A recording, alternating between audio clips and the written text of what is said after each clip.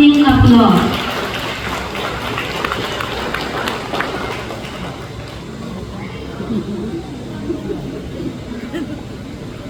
Good.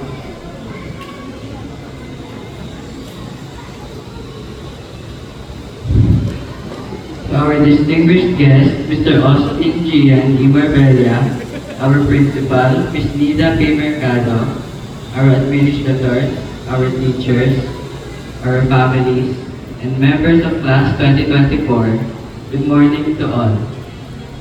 I am honored to be here to celebrate with you all our achievements over the years through hard work, patience, perseverance, and friendships built.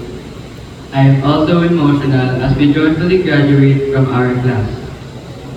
To start, I would like to thank everyone, especially my teachers who have shared with us their knowledge, my supportive parents who have loved me unconditionally, and my fellow classmates who have supported and believed in me, which led to this significant achievement of mine. This event represents goals achieved, a reward for hard work, and an incentive for 8 long years of study. In this event, our graduation, we have finally ended the quest and started a new chapter.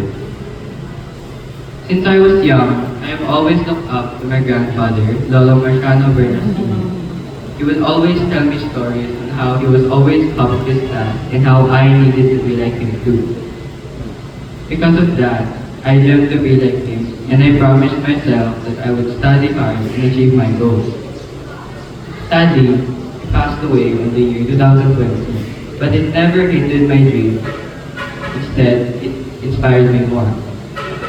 So, as we empowered the Department of Education End of School Year Rights Team for this year, Kabataang Pilipino para sa matatag na kinabukasan ng bagong Pilipinas, it highlights the role of education as the system for molding and investing into the Filipino youth for a more stronger and progressive nation, which typifies the saying, kabataan ang pag-asa ng bayan. So, fellow Jamaican, laban lang para sa atin ito, for our own future. Our journey does not end here, but it starts here. Again, thank you and congratulations to all of us.